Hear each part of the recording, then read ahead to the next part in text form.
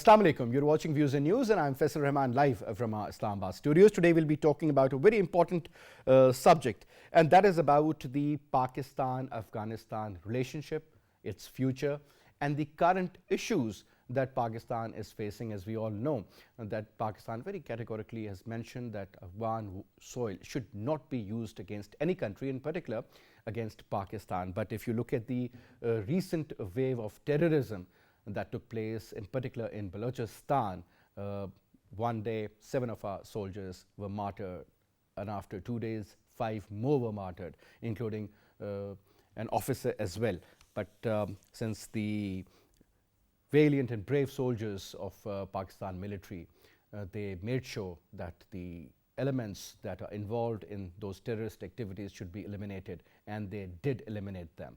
Now the Prime Minister Imran Khan Sahab was also in Balochistan to congratulate the brave soldiers on this major victory, I would say, and again really appreciated their efforts and their courage through which they in fact fought against the terrorists, and finally they accomplished their goals and objectives. Now, but again, having said that, this is going to be a long battle.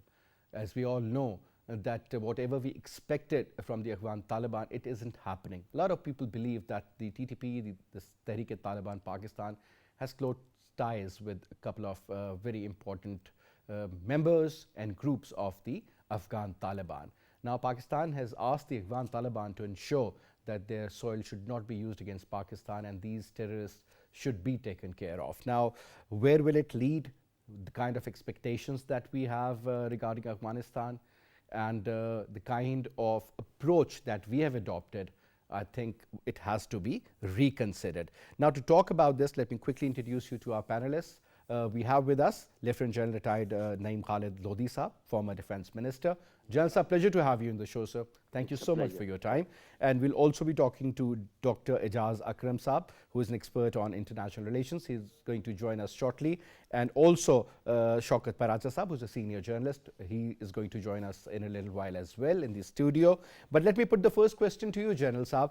General Sahab, since you were the one, I remember I used to read what you used to write, plus during a lot of talk shows, what I concluded that you really expected that the government or the interim government of the Afghan Taliban that is in Afghanistan at the moment, they would be helping us, A.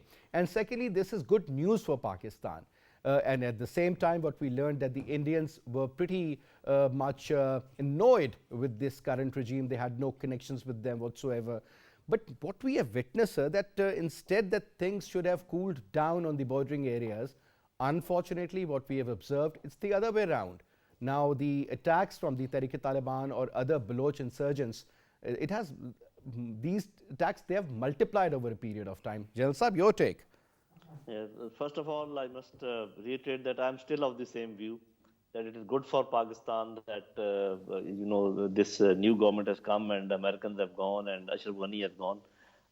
If you look at, because we tend to forget whatever happened to us while they were here, and in these 5-6 months we have I think lost our patience very quickly.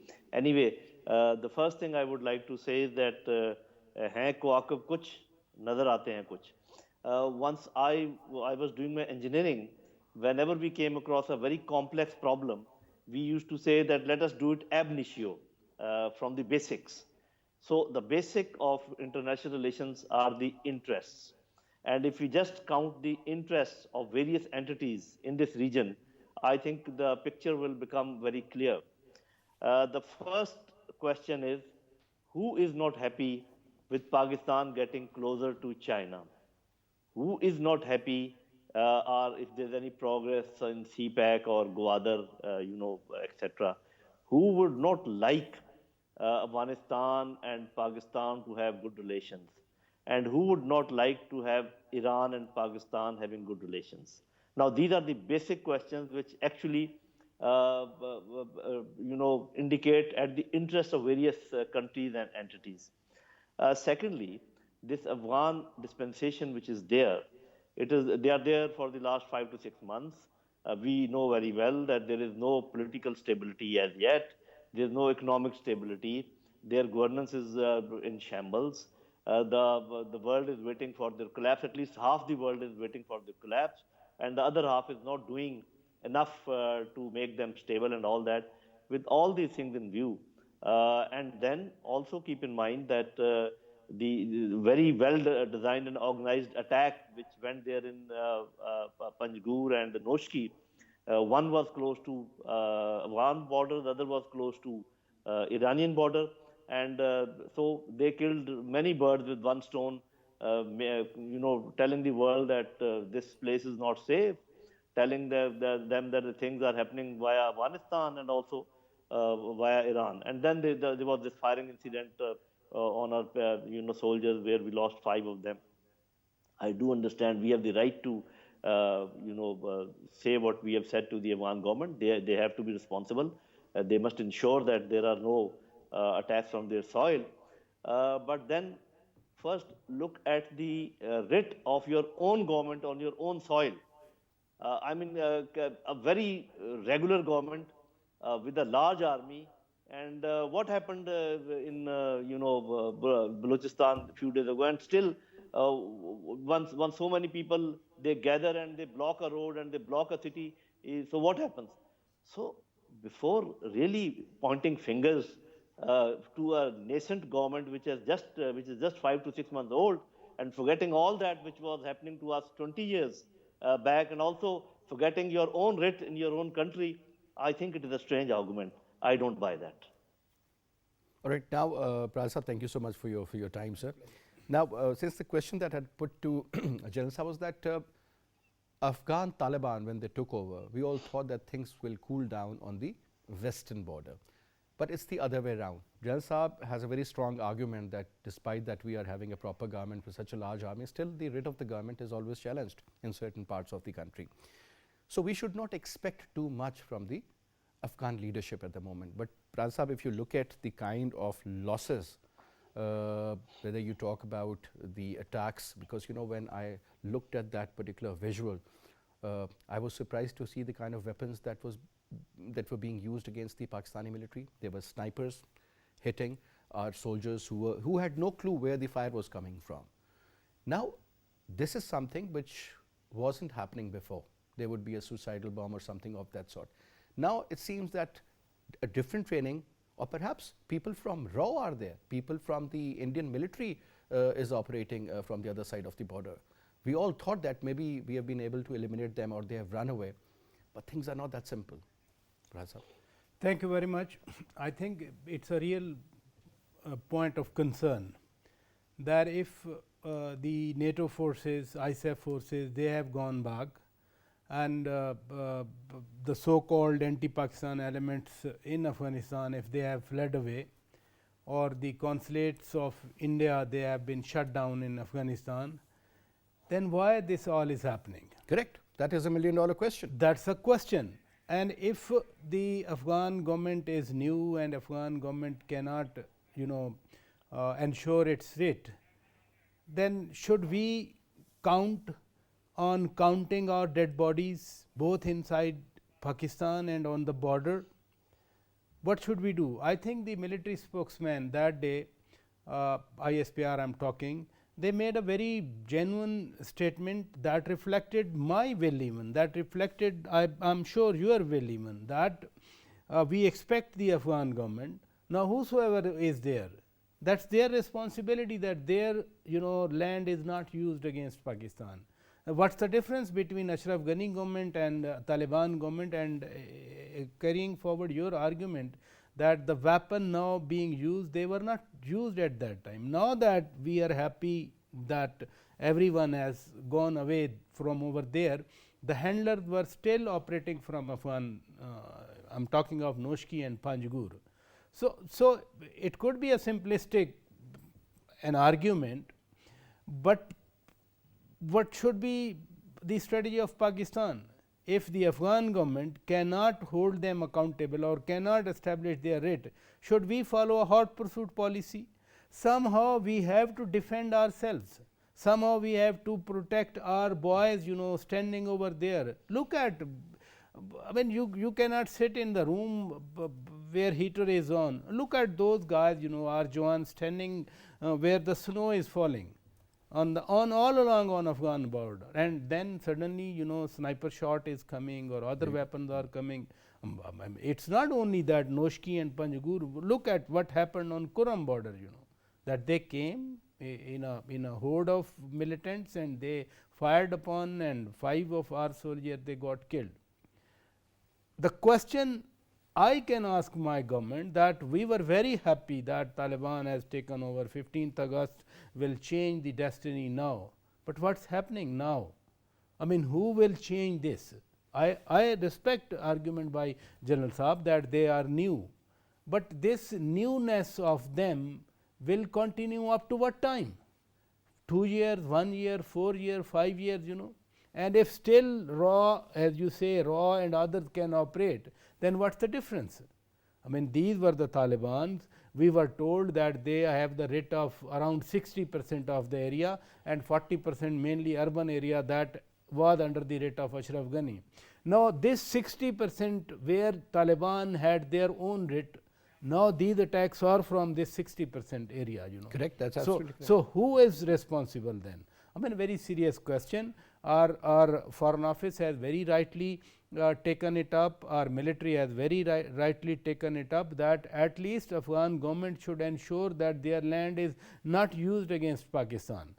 China has a concern, Iran has a concern, Central Asia has a concern, and all the neighboring countries. That's why this neighborly mechanism of 8 countries was established, and their meeting is now scheduled in China. If everyone is concerned, Pakistan was pioneering the cause of Afghan Taliban, that every international platform and whosoever visited Pakistan after 15th August, Pakistan drew the attention of the entire world that this is the reality which has taken place now inside Afghanistan, that war is over and Taliban are the power, they are in the power now. At least there should be engagement, if not the recognition. This is what I have been hearing from our side, But the response from over there is that you must talk to the TTP, that we manage government of Pakistan representatives and the TTP government to sit together.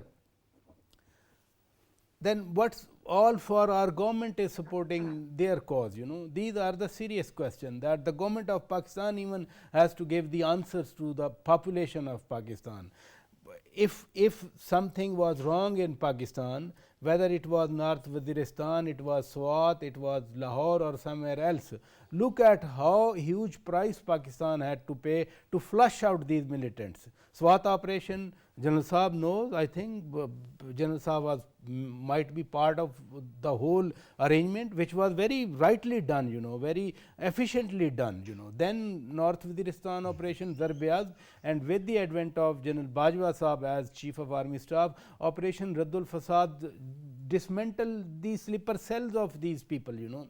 But this dialogue process and ceasefire allowed them regrouping, and they have come up again, and now the if you remember, the Afghan Taliban also ensured ceasefire for a month. Yeah, that's what I'm saying. Yeah, but at the end of the day, again, now this is a $1 million question, that if these elements are still present there and they are operating from the other side of the border, eventually resulting in the killing and the martyrdom of so many soldiers, this is not at all acceptable. This is not acceptable. Not at all acceptable. Now, we have also been joined in by Dr. Ejaz Akram Saab, expert on international relations, also the advisor to the Prime Minister. Dr. Saab, Assalamu alaikum. Ji, walaikum assalam. Dr. Saab, good to have you in the program, sir. Since we are talking about this recent wave of terrorism that resulted in the killing of so many soldiers of Pakistan Army, the Prime Minister was in Balochistan also just to give tribute to the ones who have laid down their lives for their country, plus all those who were involved in the operations. Now, sir, the interesting part is that whether we may call it an intelligence based combing operation or a retaliation from the military side, but sir, when the commandos are involved in certain operation, that means that you are talking about something which is extraordinary. Now, over here, sir, we lost so many soldiers, and the kind of attacks that took place by the insurgents whether you talk about the TTP elements or BLA elements or this Balochistan Liberation Army and so many other factors involved out there. Now, my point is, sir, that at the end of the day, negotiations are not working out. Cleanup operations, yes, they are effective to a certain level. But sir, what sort of a strategy do you believe the government of Pakistan, the government of Pakistan Tehreek-e-Insaf is looking at? I mean, what sort of remedies do you have in your mind, the solutions currently? Yes, I think that, as General Sahib has presented his point of view to a considerable degree. Of course, I agree with almost everything that he has said. And I disagree with the gentleman just before me that it is the responsibility of the Taliban, and therefore, what should we do? Should we ditch the Taliban and bring back Ashraf Ghani and bring back India and RAW and all of those things that existed before? So obviously that is not an option. So the only option is to work with the Taliban, Afghan Taliban. As far as the TTP is concerned, the Afghan Taliban are a little bit reluctant to crack down upon them because these elements have primordial relationships with the Afghan Taliban, not ideological relationships, but they have primordial relationships with the Afghan Taliban, which is why they are peevish about killing them and their own brothers, because that will spark and set off vendettas which can go on for centuries in Afghan society. So I myself had a conversation with Mr. Amir Khan Muttaqi, the foreign minister of Afghanistan, and when I asked him that what do you think is the best way to deal with the TTP, he said you should talk to them. And I told him, I said, no, we don't want to talk to them. These people have killed our children. They have done APS. If you want to apply Islamic law, it's eye for an eye. If you want to apply Pashtunwali, it's Badal. We want to avenge our dead ones for what they have done. So no clemency for the TTP at any cost from the Pakistani side. Now, as far as the Afghan side is concerned, what will happen is that the new regional hegemon, China, which is all poised and set to develop Afghanistan along with Pakistan as a part of the CPEC partner, they are going to have to sit down and infuse some confidence and talk with stick and carrot with the Afghan Taliban to please take care of the TTP and the Daesh and all of the elements that are supported by the outsiders. And that includes the BLA as well. So what is going to have to happen is that the regional hegemon has to sit with Iran, Pakistan, and Afghanistan. All three countries have unmonitored pockets in which the terrorists, with collusion with the foreign elements, are roaming around semi-freely. So all three of the governments, the regional hegemon is going to sit down and ask them to please tighten your controls. And so Pakistan will have to do that, Afghanistan will have to do that, and Iran will have to do that. But sooner or later, I can assure you and I can guarantee you that this bulldozer will be exogenous to these three countries that I just named, Pakistan, Afghanistan, and Iran. And that bulldozer will be the Chinese bulldozer that will demand that you come and put an end. But sir, there is another bulldozer that is in Delhi. The point is that bulldozer seems to be pretty effective at the moment. We all thought things will settle down once the Afghan Taliban will take over. Say it again. Because the Indian government had no sort of a connection with them. Can you say it again? I didn't hear that. What I'm saying is, sir, you're talking about the two bulldozers. One is in Delhi also. That is also a very powerful one, because at the end of the day, whatever is happening is a reality. No, there is no reality. It is a reality that the Pakistanis have. Then who is killing our people, sir? Who is shooting at our soldiers? Yes, I mean, obviously, you know, that is coming from across the border within. When I say that there are outside elements, then you are intelligent enough to understand who are these elements, and these are the same elements who, in the garb of your being your friends, were actually shooting at you. And Delhi is only one of them who is openly hostile, but talk about the United States of America. Weren't they involved in Salala, from Salala to Malala, to embarrass you and kill your soldiers? Of course they were. And the U.S. Special Forces, according to some estimates, are still present inside Afghanistan. So And do you they're up think to this no is good. what is being done is the US presence and those elements which are supported by the Americans? There is a complete political economy of violence that goes back to Washington. All right. So you mean that a lot of Raymond Davises are still there in Afghanistan? Yes. All right. So that means that all those contractors, in fact, they are still there. They have their roots out there, These and may not be perhaps there are lots contractors. of money to support, because Yes. these sniper rifles, these night vision goggles, Yes. plus everything which is being used by the Taliban, or let's say BLA for that matter, these are not supported by Indians. Rather, what you're saying is they are being supported by the Americans. But at the end of the day, sir, when we see that the Indians and the Americans, they have a strategic understanding, a strategic relationship, and that is not said by the Indians, that is being coming from Washington, sir. Yes. Yes.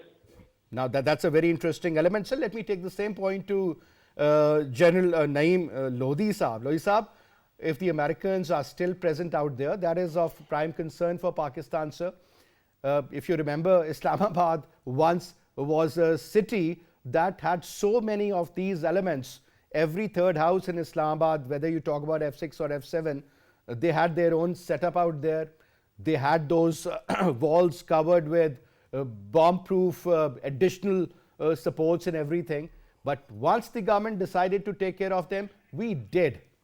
So now, sir, all these elements are present in Afghanistan, and whether it's the government of the Taliban or Ashraf Ghani or Hamid Karzai or XYZ or whosoever, it doesn't make any difference, sir, because it seems that this is beyond the control of the Afghan Taliban. General Saab? Right. Let me answer a number of questions which have been raised during the discussion. The first is, you mentioned many times, and I think Paracha Sahab also, that American weapons are being used. Who is giving them those weapons? My dear sir, are you not aware that piles and heaps of weapons were left by Americans in Afghanistan, and those were not all, they did not go in the hands of only Afghan Taliban, they went to each household. So this is no question. This is a strange question asking that from where these weapons are coming. These weapons are all over Afghanistan. These weapons are with all the elements of Afghanistan. So this is I don't think a question that needs a lot of pondering. Secondly, I raised 3-4 issues regarding the interests, and I think the answer Akram Saab has clarified many things. Now let me ask you, let me paint a situation. We have a very hostile neighbor on our east, which is India. We have not a very friendly neighbor as far as Iran is concerned. So the only neighbor left is Afghanistan. And what Paracha Sahab and you are trying to convince us that please do something to them also. So try to paint a picture, try to build it. I'm not saying that they are not responsible. They are responsible. You yourself said that in a very democratic and organized country like Pakistan, or semi-organized country like Pakistan, Americans were roaming like anything in our country. So if you find few of them in Afghanistan, what should we be doing? And also I would like to divert your attention that whatever was done in this Panjgur and Noshki, he said that the handlers were there in Afghanistan also, and ultimately in India. There was mention of India, and I hope you registered that. Not once you have raised the question that what should we be doing to India. Every time you are asking that what should we be doing to Afghanistan. So whenever you find somebody weak, you want them to be trampled over. And whenever you find somebody strong, you say, okay, don't mention them, like America and like India and all that. So my dear sir, it is not that easy. You are surrounded by enemies.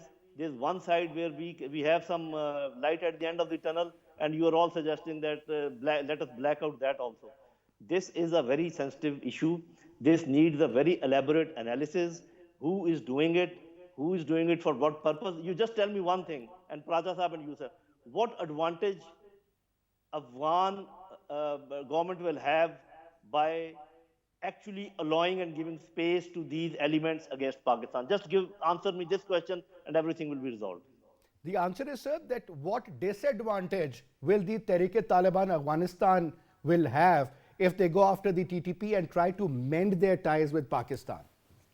This is a separate question altogether. They have a lot of disadvantages because they had some links with them for a very long time. They have been helping each other, although they were fighting for a different purpose, because they are afraid that if they press them, they will not come to Pakistan.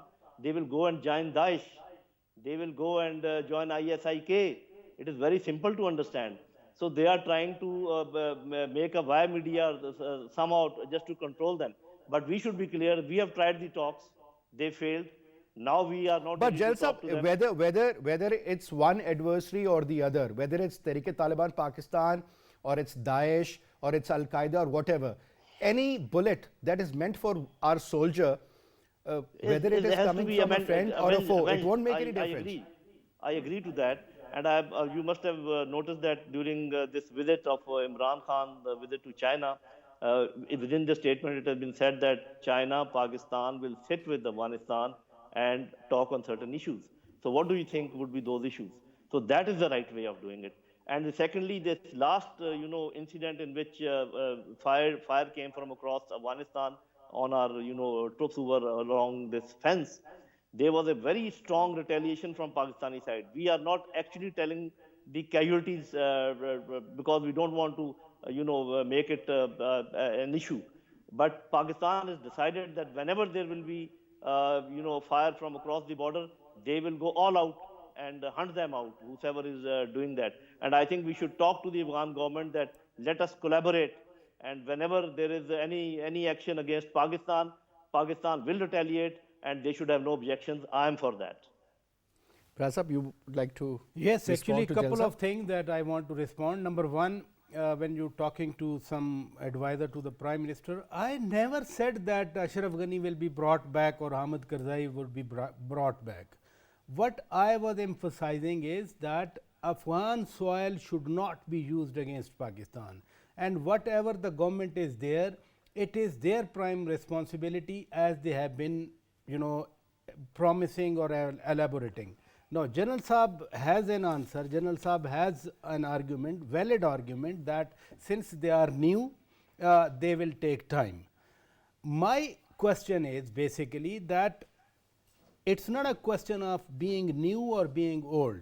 This is their soil, and that soil should not be used against Pakistan. It should not be a ground for killing Pakistani troops. Correct. And now General Saab has very rightly said that if they will fire, we will fire. And Kurram, basically the Kurram incident, Pakistani troops fired them, number one. Number two is, it's not a question that China is a hegemon or bulldozer. This is first time from some government senior functionary at the level of the advisor I am hearing this, that China is a hegemon or China is also a bulldozer. Let me correct you. I'm not an advisor. I'm not any of these designations that you are implying for me to be. No, right? the anchor titled it. I don't know. Yes, the anchor. I am addressing the wrong. anchor. So I am please don't addressing the anchor.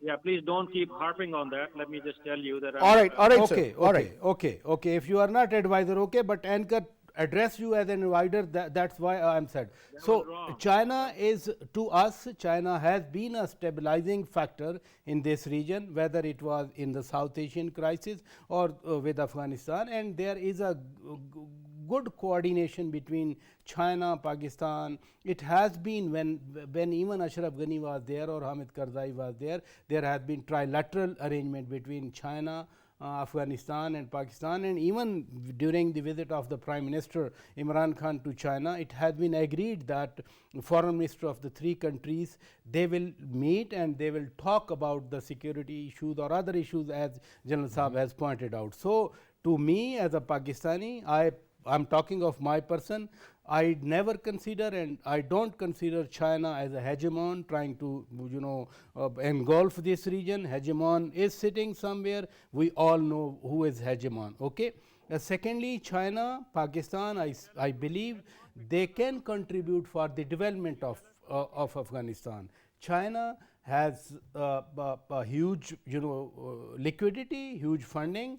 Pakistan has goodwill wishes with Afghan Taliban, and Pakistan can also persuade Iran, Central Asian states that let's all join hand to ensure that there remains peace in Afghanistan, development is there.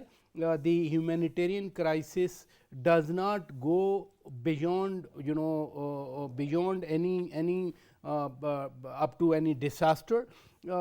These are the efforts, I mean, and these efforts are continuing from Pakistan. But again, Pakistan cannot go deeper inside Afghanistan. Pakistan never followed any hot pursuit policy. It rests with the Afghan authorities, whosoever they are. At the moment, they are Afghan Taliban. Are they in a position to do so? Because according to General Saab, what I've understood is that give them time and things will be fine. This is how many dead bodies we will collect if we give them time, how many dead bodies? My concern is about the security and safety of our people. If handlers are there inside Afghanistan, this is the duty of any government. But Paracha Saab, another very Secondly, important, with TTP, question with TTP, it's not as simple that TTP is not under their control. TTP is their partner, and partly General Saab has elaborated that if Afghan Taliban make hostilities with the TTP, they can fall into the laps of IS or other terrorists. But from Qasim Maki to Lahore Naval War College or ISI office in Multan, or hundreds of, right, in your neighborhood in Marriott, who was responsible? If TTP is negotiated today and they are pardoned, who will respond to the families of APS schools? Absolutely. So, not a simple issue that there should be negotiation, and they should be, if they said we are under the umbrella of Constitution of Pakistan, what they did for the last 20 years to the people of Pakistan with the Constitution of Pakistan, with the state of Pakistan, it has been a war. And once Pakistan military has pushed them, and took them to the Horn and pushed them, and they fled away to Afghanistan, why today there is insistence from the Afghan Taliban to sit together with them and talk to them? This is basically my question. All right. Now, let me ask you another question, Ejaz Akram Saab. We learned that $83 billion worth of weapon and other military assets were left behind by the Americans in Afghanistan. $83 billion. So that is a huge. They had destroyed whatever they could have, but still. Now, according to General Saab, everything is not with the Afghan Taliban, and perhaps a lot of weapons are with the regular people also. Maybe they have sold it, or somebody might have purchased them or gotten hold of them. But the question remains, sir, if that is the amount of weapon that is still available inside Afghanistan, don't you think that is the real threat to Pakistan? Number one, even if 1% of that is used against us, just 1%. And secondly, sir, when we say that we need results, now obviously Tehreek-e-Taliban Afghanistan cannot open up so many fronts, and they have very categorically mentioned that as well. Obviously, they need time, but at the same time, I mean, we also expect certain gestures from them. Let's talk about that, Ejaz Akram Saab. Yes, what is the question? The question is that, I mean, if you have that kind of weapons, not only with the Taliban of Afghanistan, but with other elements also, sir. You're talking about $83 billion worth of military assets that are still there. That is a major threat. I don't think even Pakistan has that kind of weapons. The Americans did not leave behind that weaponry out of being naive or lazy. They did that for a purpose, because their overall strategy is to let this entire area simmer at a low temperature with some kind of wars always going on, so that China cannot achieve its goals of BRI in this region, of Eurasian connectivity. So anybody who knows a little bit about geopolitics and geoeconomics knows that. And so nobody disagrees that no attacks should take place from Afghanistan. Nobody disagrees with that. The Chinese don't disagree with that. The Pakistanis don't do that. The Afghans themselves, the Russians don't do that. Even the Americans will pay lip service and say that they should not do that. Although that's altogether another story, that their actual role in the grand chess of geopolitics points towards a very different role.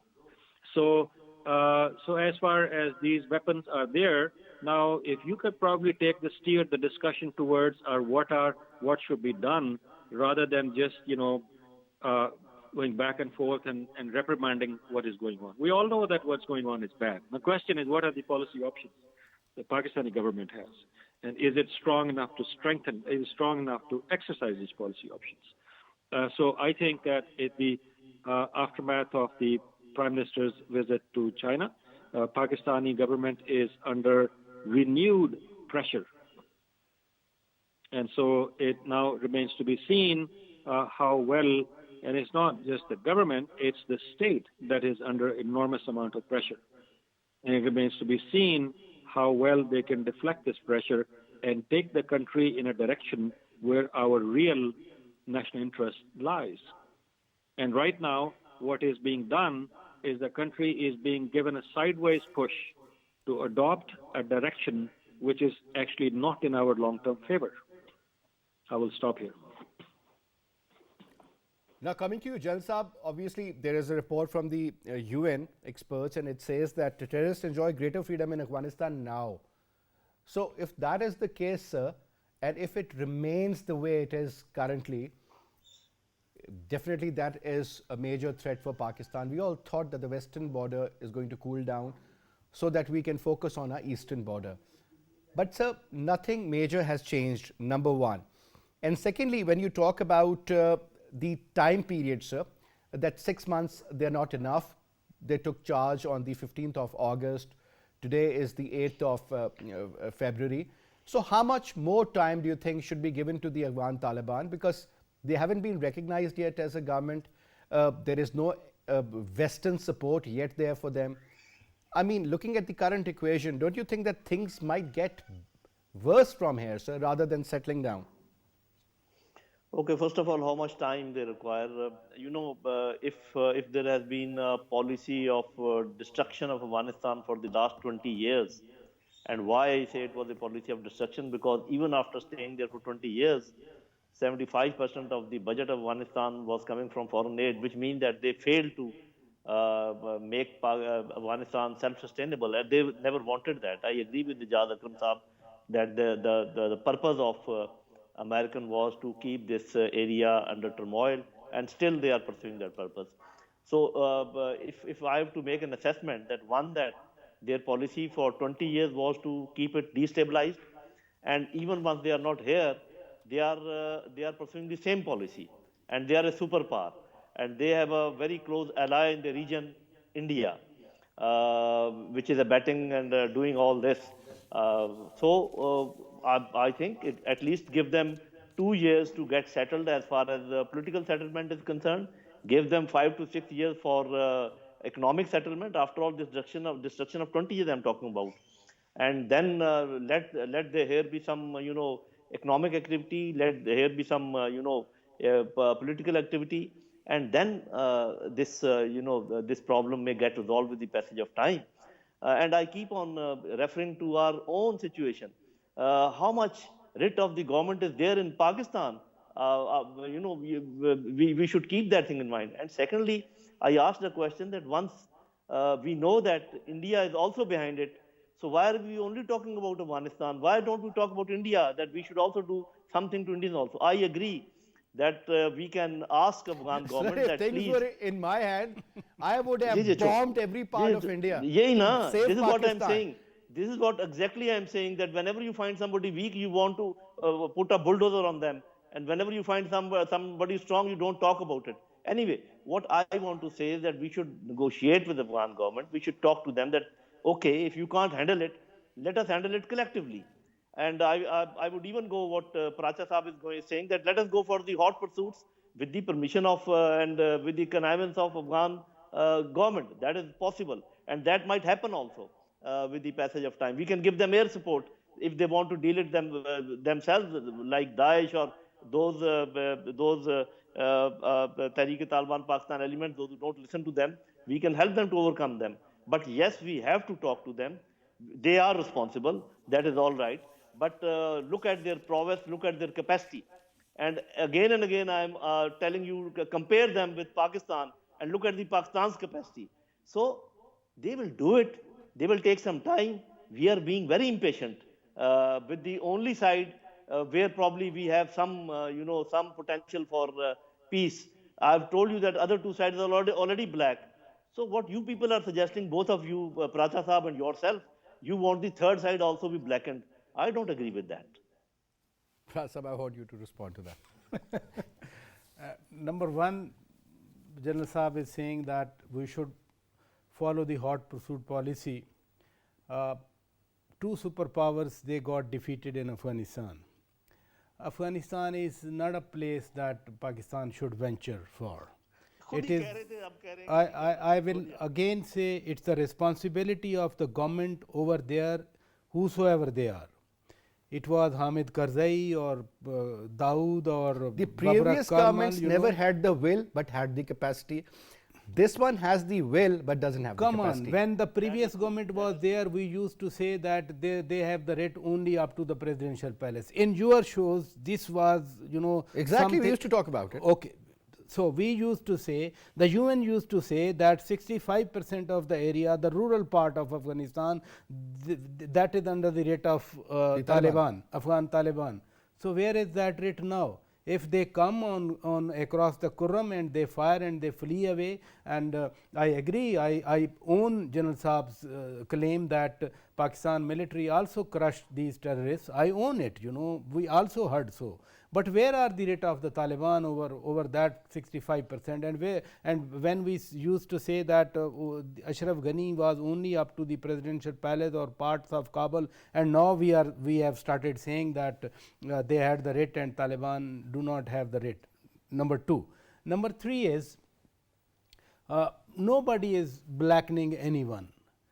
I said in the beginning that now that Indian consulates are closed, the NATO is gone, ISAF is gone, now these are Afghans, and their history right from 70s, as I have been reading the history, through the history books, that there has been a problem from Afghanistan side. These Taliban, they had 3 years of government and they never accepted a Durrani line. And now that Pakistan spent over 50 billion rupees from its pocket to erect this fence, so as to stop the cross-border movement, part of the Taliban, they say this is the localized incident, they say the local commanders, but they are Taliban, whether they are the local commander or central commander. If they do not, even recognized Pakistan's sovereignty, I mean challenging it that this is our part, why you are doing, Pakistan is doing, erecting fencing on its side. These are very serious issues. These are not the issues that after 5 years, whosoever in the government is Kabul, they will accept Durrani as the international border. Right from 70s, they have been creating problems. Since 1947, I would say. Ever since, because that is they've been creating problems. Very rightly pointed out by General Saab that government of Pakistan should talk to them, and I'm sure they must be talking to them, as I have seen the press release from ISPR and a statement from the Foreign Office. But whether these mere press releases or statements, they can secure Pakistan or Pakistanis or Pakistani soldiers, that has been the consistent question that I'm asking. All right. Anyway, since we are running out of time, sir, I would like to say thank you so much, Paracha Saab, but this is going to be an ongoing debate for sure, because at the end of the day, peace is what we all look forward to. General Saab, thank you so much for your time, and it was a pleasure having you, Dr. Ejaz Akram Saab, in the show, sir. And that's all we have for this, sir. I'll see you inshallah tomorrow at 8:05 p.m. Till then, you take good care. Khuda Hafiz.